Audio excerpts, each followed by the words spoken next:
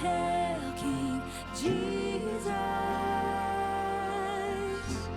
Oh, hail the Lord of heaven and earth. Oh, hail King Jesus.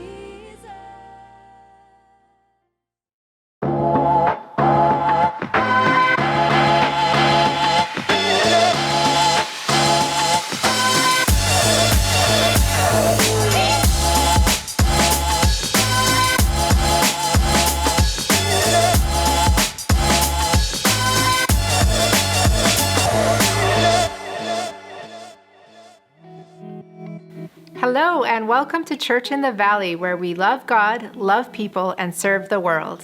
My name is Shannon, and I'll be sharing some of the things happening at CIV. We have some birthdays to celebrate this week. Oliviana Elizabeth Temboso turns 5 on Wednesday, February 3. Gabriela Cruz turns 15 on February 4, and Tanya Manuel turns 50 also on February 4. We hope you all have an amazing birthday. We also had several losses associated with our church family. Please keep Anna Edwards and her son Garrett in your prayers as they grieve the loss of her husband Steve. Also, please pray for Angie Fong and the Fong, Yui, and Sanahi families in the loss of Angie's son Daniel, as well as Pinder Matu as she grieves the loss of her special aunt. And finally, please lift up Todd and Mark Crivishane in the loss of their mother, Linda Crivishane, who passed away last Thursday evening in Abbotsford at the age of 75. May God continue to comfort each and every one of you as only He can. All our church family is invited to our online Zoom church business meeting on Sunday, January 31st at 7 p.m. Yes, that means you. Join us as we look back at how God has led through 2020 and as we set our financial goals for 2021, our year to overcome. A Zoom link for the meeting will be emailed to everyone on the morning of Sunday, January 31st. If you are not on our weekly email list and would like to know what is regularly happening at CIV, email hello@churchinthevalley.ca. Acts of Kindness needs your help with our Kindness Hub. The Kindness Hub serves over 200 individuals in our community on a weekly basis. Would you prayerfully consider shopping for a few items on the AOK list in our newsletter? These staples will allow for us to faithfully continue to serve our community. All items can be delivered directly to the church on Mondays to Thursdays from 9 to 3 p.m. If you have any questions, please email Pastor Anderling at actsofkindness.ca. Well, 2021, our year to overcome, has begun, and we would like to invite you to a Zoom family movie night next Saturday evening, February 6th at 7 p.m. We want to help you start the year off by becoming an overcomer.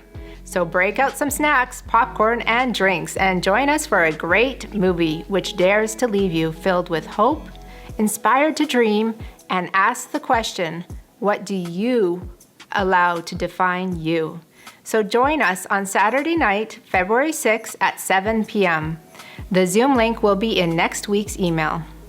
We had an amazing time at our Route 66 Zoom Bible study this past Wednesday night, and we want to invite you to join us again this Wednesday at 7 p.m. online as we unpack the difficult questions and hard Bible texts we have been reading.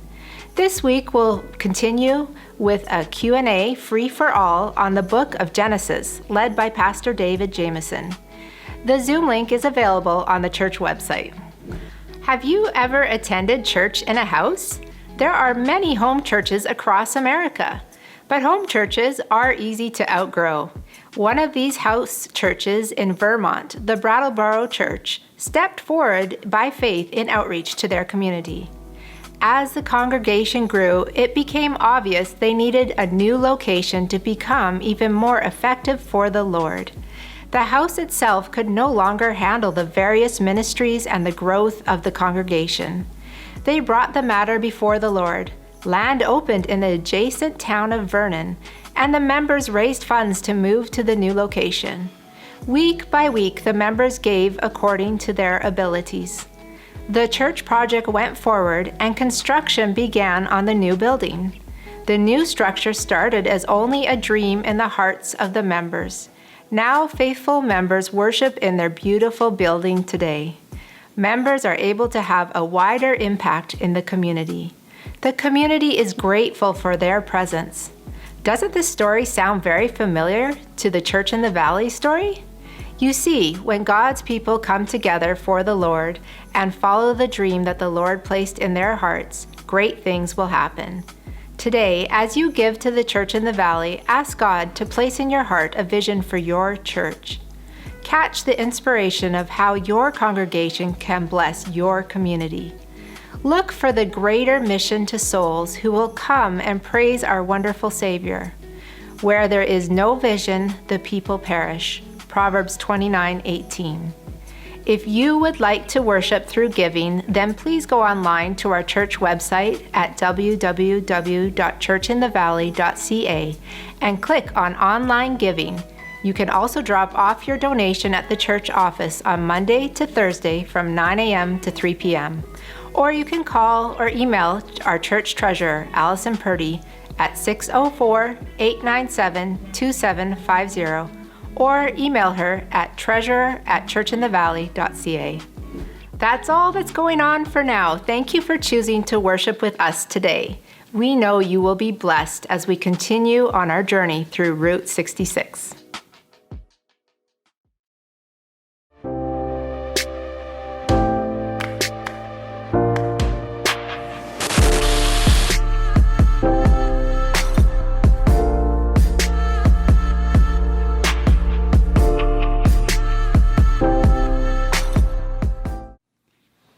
Good morning, everyone, and welcome to our online worship experience at Church in the Valley, where we love God, love people, and serve the world. I'm so glad that you could join us this morning for the third message in our series entitled Route 66. And I'd like to begin by asking you a question. Have you ever Googled God? Have you? I have. Yeah, I've gone onto the internet to the Google search engine and typed in the word God, and within 0.5 of a second, I've had over 2,230,000,000 results coming back at me with an answer to my query. And if I wanted to, I could have checked the results in well over 100 languages, because over 4.39 billion people out of the 7.68 billion people living on our planet use Google every single day. It's the most popular search engine in the entire world, and the stats tell us that 91% of Canadians, 88% of Americans, and 57% of the population of the world uses Google pretty much every day. So the reality is that Google has become the primary source for worldwide information and culture, and it's also one of the hottest business and media successes of our time. Not since Gutenberg invented the printing press and made books available to the masses more than 500 years ago have people had more empowerment and a totally transformed way to access information. Why, Google can be your information highway. It can be your phone book, your calculator, your calendar, your dictionary, your GPS, your news, and your weatherman. And it can also control your devices and smart home, play your music, and the list goes on and on. Well, Larry Page and Sergey Brin, at the age of 30 and 31, on August 19, 2004, took their company Google to the New York Stock Exchange and sold shares, get this, at $85 a share at the end of that day. And shortly afterwards, they were instant multimillionaires. Later on, they sold the Google company for $1.67 billion. But today's shares are said to go somewhere around $1,876, and Google's worth is estimated to be at about $1 trillion. In the very beginning, Page and Brin didn't even know what they were going to name the search engine that they developed, until they bumped into one of their friends who was a doctoral student at Harvard with them, and she suggested, "Why don't you name it Google?" because Google represents a 1 followed by 100 zeros. Well, Google is changing almost everything about the way we find information, isn't it? But what happens when you Google God?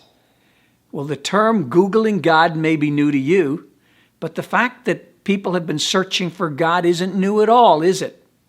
Deuteronomy chapter 4 and verse 29 says, "But if from there you seek the Lord your God, you will find him if you seek him with all your heart and with all your soul."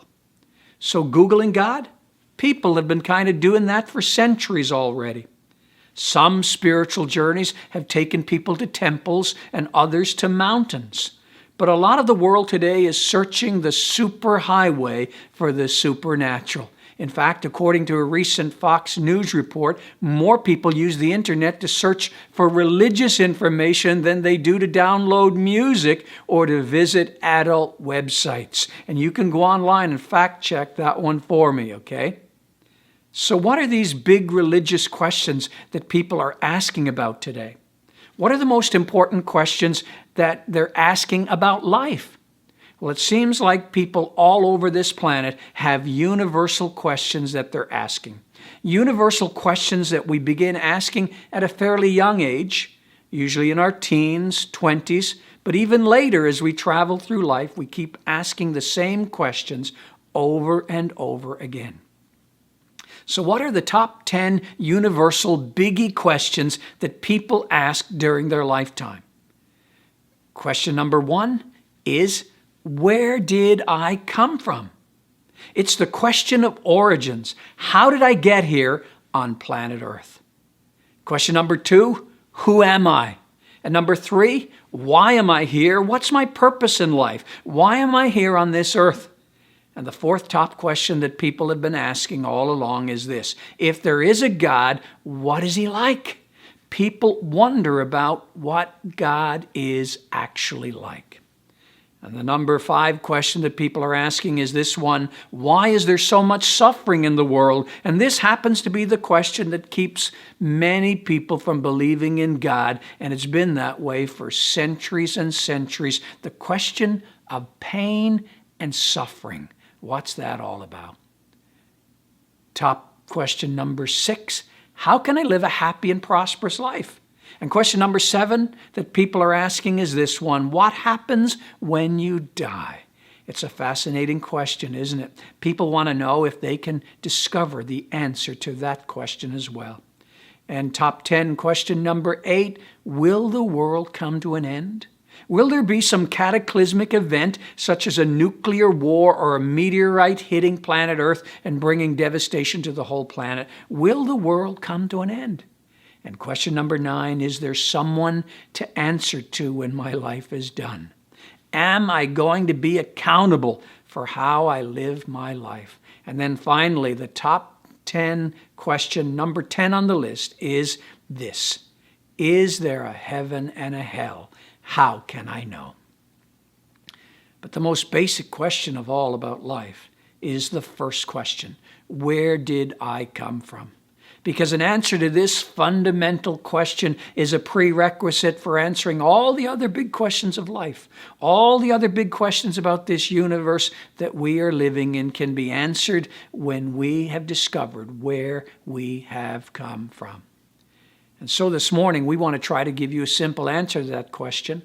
We're going to try and make it seem like we're on the television show Smarter Than a Fifth Grader, because we want fifth graders to be able to understand what we're going to share today about the question, where did I come from?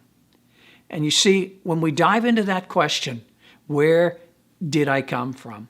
There are only 2 possibilities. There are only 2 theories. There are only 2 philosophical predispositions that we can have. Either A, someone created us, or B, we were created out of nothing. Either there was creation or there was spontaneous generation, evolution. Either you are a theist, and a theist is someone who believes in a personal God who created everything in the entire universe, or you are an atheist, who is someone who does not believe in any type of God whatsoever.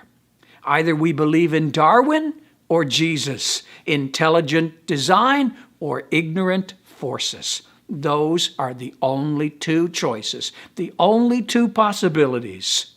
So let me ask you, do you believe in ID, intelligent design, or IF, ignorant forces? Because if you believe in ID, then Adam is in your past. If you believe the ID predisposition, then you have divine morality and absolutes in your life that come from God about how you are to live from day to day. But if you believe in IF, that somehow molecules eventually became man, then apes are in your past. And if an ape is in your past, then there's only one relative morality, and it's yours. And there are no absolutes except the absolutes that you conjure up in your own mind. You see, if you believe that, then man gets to live his life any way he wants to live it. It makes no difference because there's no purpose, there's no order, and there is no design, there's no morality, and there are no absolutes. Interestingly enough, Professor Steve Jones, Emeritus Professor of Genetics at the University College of London and an author of several popular science books, a man who is one of the world's top 6 experts on the genetics of snails and the genetics of evolution of fruit flies, he said this: I can prove that evolution is true because 90% of the genes that are in a human are in an ape or an orangutan. But immediately after he made that statement, he was called out because someone informed him that 50% of the genes in a banana are also in a human. So the question is, do humans come from apes or do they come from the bananas that apes eat? Are humans just slightly weaker and much more bald apes? Or is there much more to the story than that? Yes, it's true. The chimpanzees and their close relatives are our closest living relatives who have around 98.7% of the same DNA as we humans have. But there's a big problem with this kind of reasoning, because recent discoveries have shown that we also share 90% of our DNA with cats and 80% with cows. 75% of our DNA is shared with mice, 60% with fruit flies, 60% with jellyfish, 70% with a potato. And get this, we share 99% of our DNA with a head of lettuce.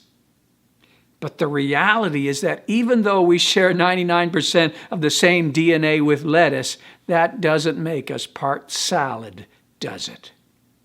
So this single analogy alone leaves us asking a lot of questions about origins, doesn't it? Which theory of our origin makes the most sense? ID or IF? Which one is the most logical? Which one is correct? How can a 5th grader know? Well, I want to let you in on a little secret, and the secret is this: neither theory, neither possibility, neither predisposition can be proved. Did you know that? Neither spontaneous generation, evolution, or creation can be proved. The question is currently impossible to answer from the evidence. It's impossible to answer from an evidentiary standpoint because we weren't there when it all happened. We don't have enough evidence to base our decision on. Therefore, the truth is that both theories, both possibilities, both predispositions are actually based on a faith assumption. Well, Charles Darwin, the first person who wrote about evolution and spontaneous generation evolution, traveled on a ship called the HMS Beagle in the 1850s, and he began to observe nature and the creatures that he found in the Pacific Islands. And as he was observing everything that he found off the coast of South America and the Galapagos Islands, he began to believe that creatures evolved. He sold his book on November 24 in 1859, and it had an interesting title. The title was The Origin of the Species by Means of Natural Selection. But that wasn't the whole title.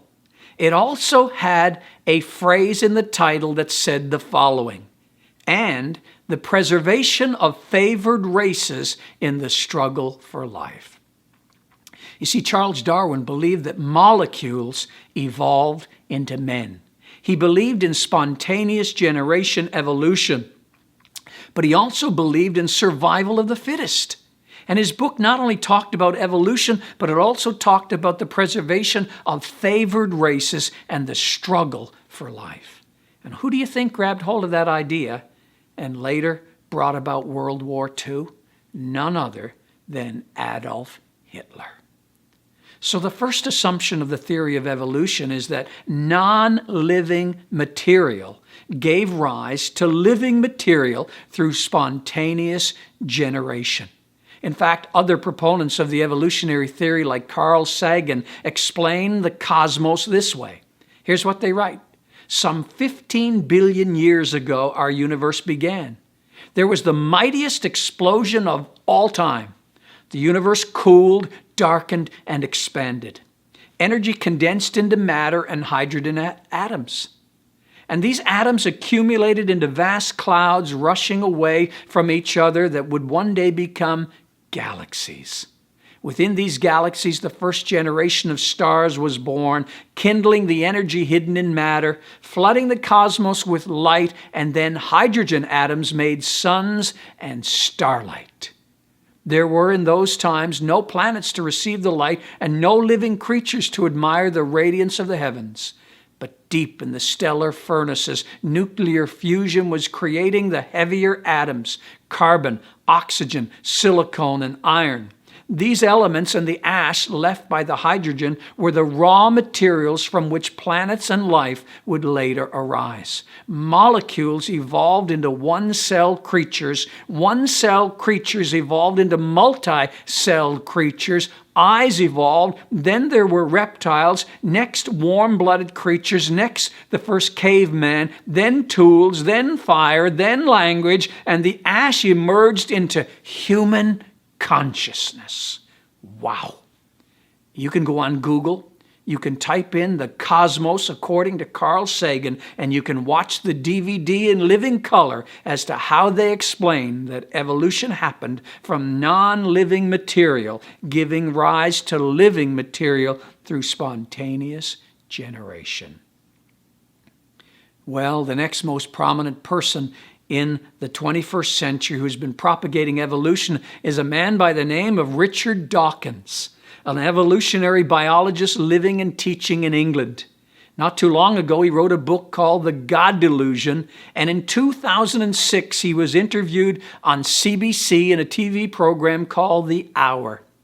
The interview asked, "Why shouldn't someone believe in God?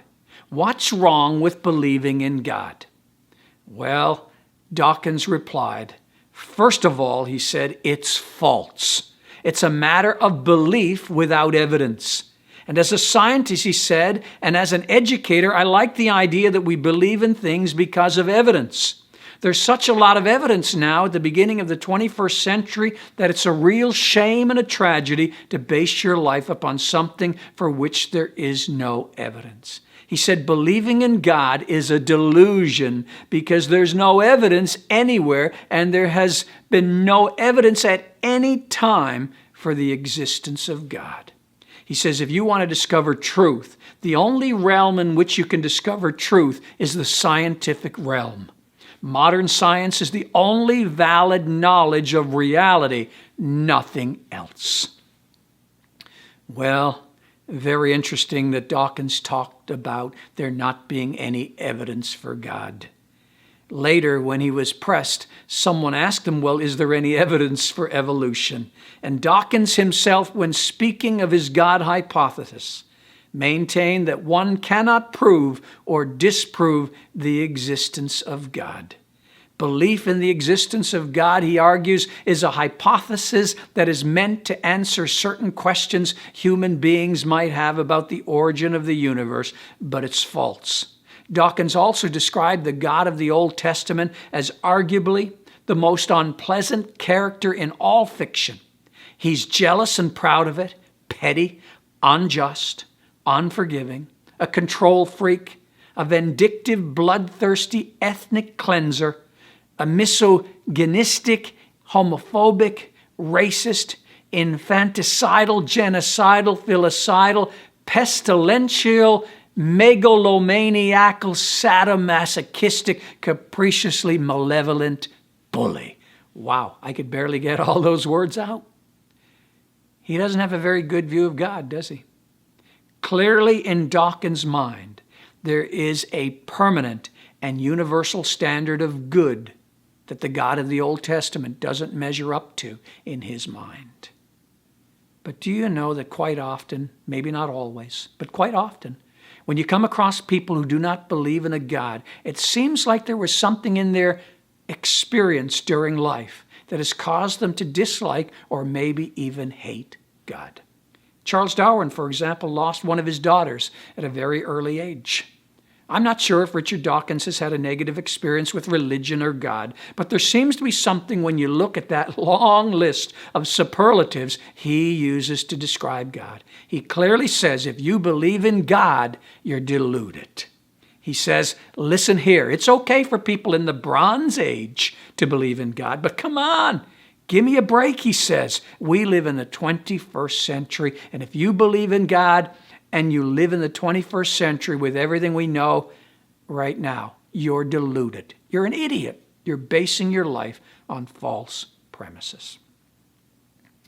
Well, I need to share with you that a philosopher and atheist by the name of Antony Flew, who wrote, taught about, believed in, and propagated the belief that there is no God, changed his position regarding this and stated that he now believed in the existence of an intelligent creator of the universe. And he shocked all of his colleagues and fellow atheists, and interestingly enough, he greatly influenced the teachings and thoughts of Richard Dawkins.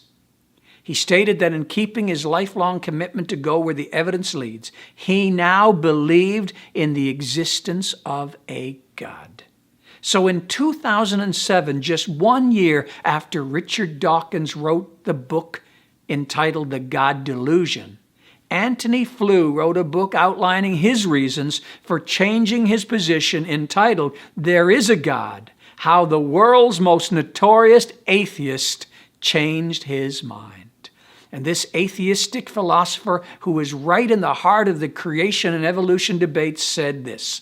He said, based on recent discoveries in biology, chemistry, and physics, I have to be honest to myself. I have to follow where the evidence leads. Therefore, I have stated that I felt like a fool because I propagated evolution for over 50 years, and now I'm able to see that there is a God.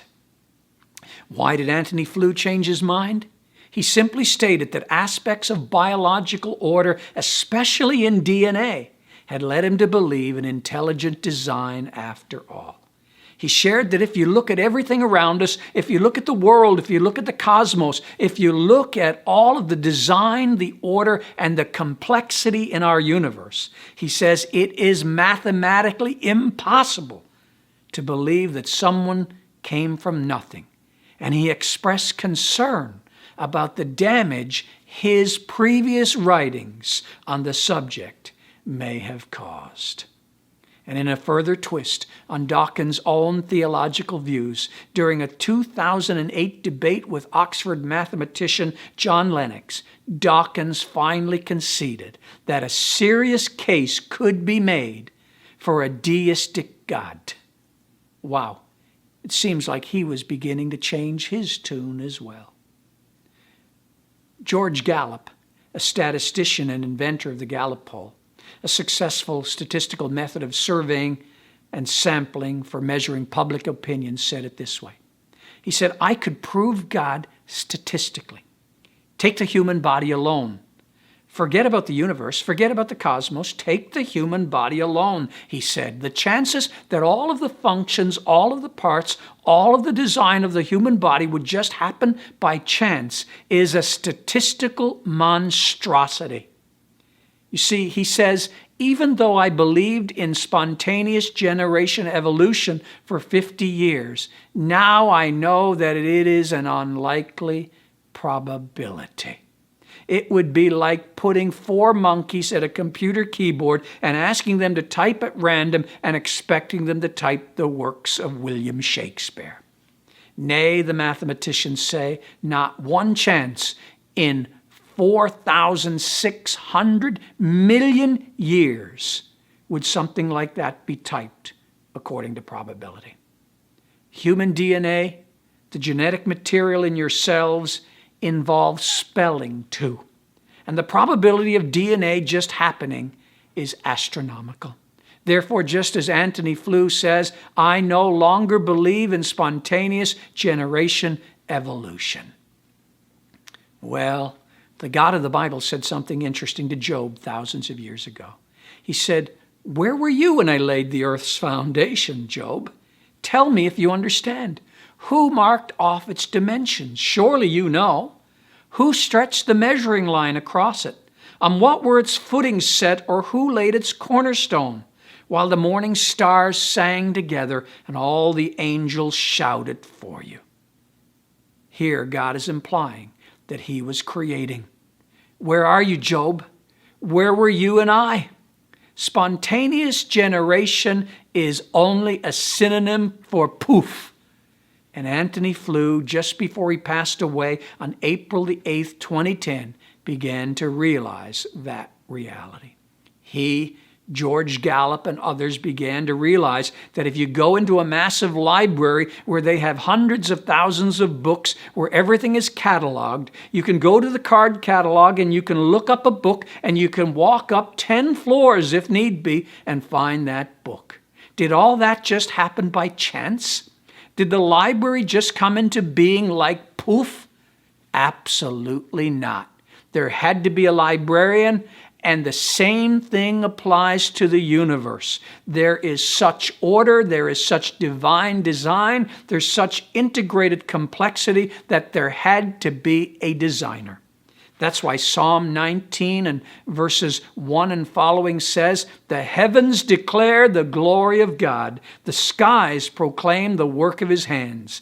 Day after day they pour forth speech. Night after night they reveal knowledge. They have no speech. They use no words. No sound is heard from them, yet their voice goes out into all the earth, their words to the ends of the world.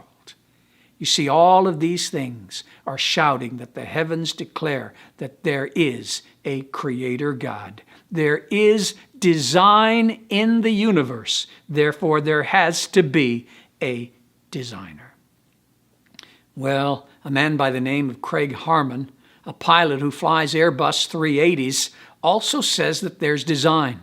But the design in Airbus 380 is nowhere even comparable to any way to the design of simple birds. Engineers are still studying birds so that they can learn how to build better aircraft. You fly in airplanes, right? Well, have you ever doubted that there was someone who designed that airplane or someone who made it? I don't think so. You're also flying on a ball, a planet that's flying through space. There's no reason to doubt that someone hasn't created it, that someone hasn't made it. Why Romans 1 and verse 20 says, for since the creation of the world, God's invisible qualities, his eternal power and divine nature have been clearly seen, being understood from what has been made, so that people are without excuse. You see, the Bible tells us that there is so much evidence for God in creation, in the universe, in the cosmos, and beyond, that we're without excuse to not believe that there is a creator. Antony Flew said it this way. He said, in short, my discovery of the divine has been a pilgrimage of reason and not of faith. He said that he no longer believed in spontaneous generation evolution because he had followed the evidence wherever it led, and spontaneous generation evolution says that matter evolved into mind. Wow. He said this is something he could no longer accept. For example, he said, in considering our immediate experience, let us perform a thought experiment. Think for a minute of a marble table in front of you. Do you think that given 1 trillion years of infinite time, that this table could suddenly or gradually become conscious, aware of its surroundings, aware of its identity the way you are? It is simply inconceivable that this would or could happen, he says. And the same goes for any kind of matter. Once you understand the nature of matter, of mass energy, you realize that by its very nature, it could never become aware, never think, never say, I. But the atheist position is that at some point in the history of the universe, the impossible and the inconceivable took place. Undifferentiated matter at some point became alive, then conscious, then conceptually proficient, then an I. But returning to our table, we see why this is simply laughable, Flew says. The table has none of the properties of being conscious and given infinite time. It cannot acquire such properties either. He says matter does not evolve into life. He says in actuality, it has to be the other way around. It takes mind to make matter. He says there has to be a first cause. There has to be a designer who can take matter and create it into something else. He says the philosophical question that has been answered in the origin of life studies is this: how can a universe of mindless matter produce beings with intrinsic ends, self-replication capabilities, and coded chemistry? Here we are not dealing with biology, but an entirely different category of problems. You see, creation begins in the thought world. It begins with mind, not matter, and then it is brought forth into the external world. Antony Flew would say, they could never possibly have evolved. And whether you see there being a God or not, you have to begin to remember that mind produces matter. Matter does not produce mind. That's why the Bible simply and tersely declares, in the beginning God created the heavens and the earth. And the second most concise description of origins found in Scripture says in Hebrews 11 and verses 1 to 3, now faith is being sure of what we hope for and certain of things we do not see.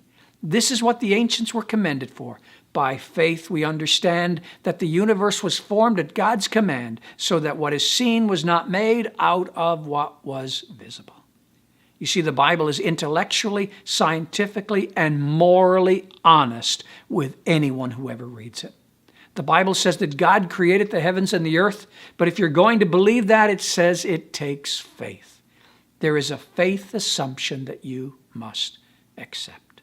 However, there's one eternal difference between the way we create and the way God creates. You and I need pre-existing matter to create something, and God doesn't. The Bible says that God can create ex nihilo, the Latin words meaning out of nothing, my friend. And God is able to create out of nothing.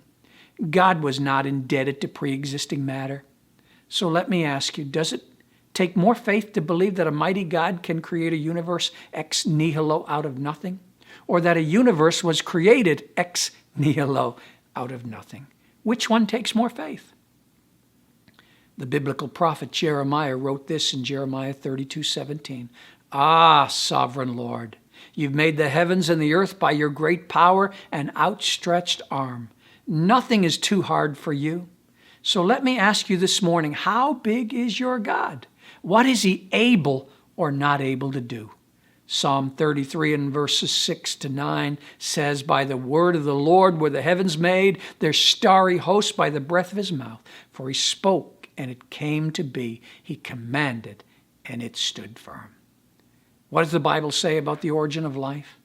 It has a very consistent message, my friend. In fact, if you were to go into Google and then type in BibleGateway.com, type in God made, it'll give you 229 references in the Bible to the fact that God created all things. Well, this morning, as we come to a close. I want to share with you that the consistent message of the Bible truly is that God did indeed create the heavens and the earth. In fact, the Bible gives a total opposite story than that of spontaneous generation evolution. It says, first of all, that there was a God, and he was smart enough to design incredible machinery. He was powerful enough to build it, and he was loving enough to even bother. That's why Psalm 14 and verse 1 says, the fool says in his heart there is no God. And you know something? Even in your own life as you live from day to day, there's plenty of evidence to substantiate that God is still creating out of nothing today. Have you had a child? Have you been born again? Have you ever had your prayers answered? Have you experienced miracles? Have you seen people's lives change as they come to know the love and knowledge of the Lord Jesus Christ as found in Scripture? My friend, God is still creating out of nothing today. He was there on the sixth day of creation. In the beginning was the Word, and the Word was with God, and the Word was God. All things were made through him, and without him nothing was made that was made. And the Word became flesh and dwelt among us. But the Christ of creation was also there on the sixth day of redemption. The Christ of creation and the Christ of Calvary, my friend, still create ex nihilo, out of nothing, even today. He can take your life, my life, no matter if it's shattered into 1,000 pieces of nothingness, he can recreate it. You know, if there's one thing that I can share with you today, is that our God is a good, good Father.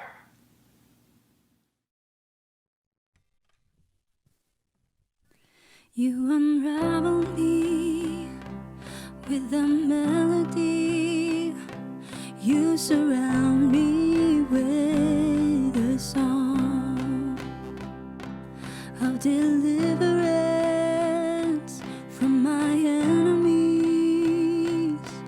till all my fears are gone. I'm no longer a slave to fear. I am a child of God. I'm no longer a slave to fear. I am a child of God.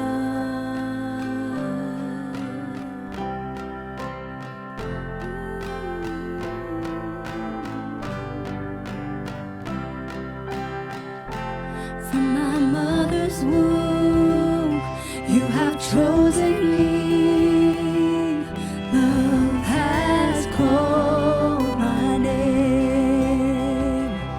I've been born again into your family. Your blood flows through my veins. I'm no longer a slave to fear. I am a child of God. I'm no longer a slave to fear. I am a child of God. I'm no longer a slave to fear.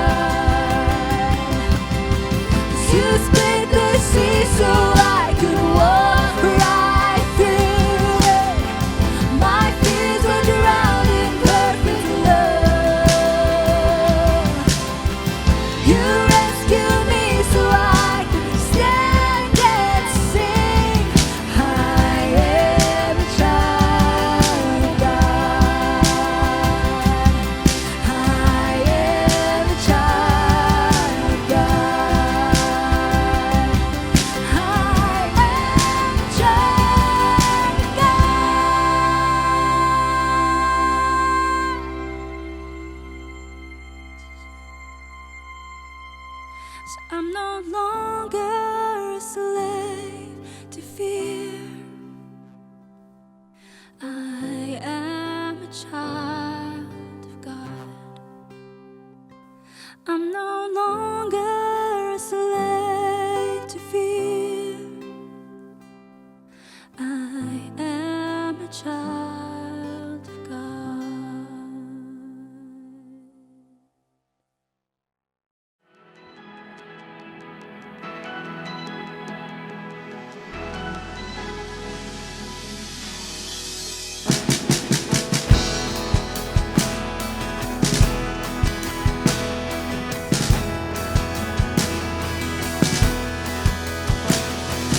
I heard 1,000 stories of what they think you're like, but I've heard the tender whisper of love in the dead of night, and you tell me that you're pleased and that I'm never alone.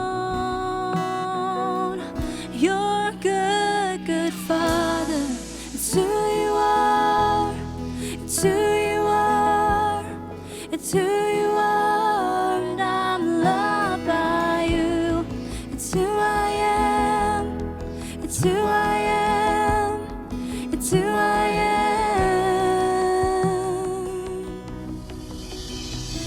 Oh, I've seen many searching for answers far and wide, but I know we're all searching for answers. Only you provide, because you know just what we need before we say a word. You're a good, good Father.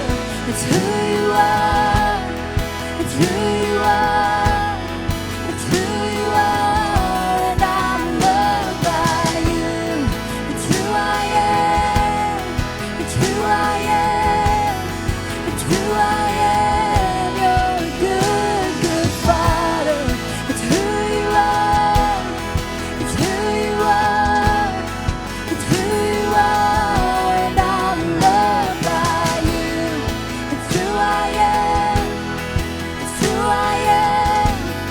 It's who I am. You are perfect in all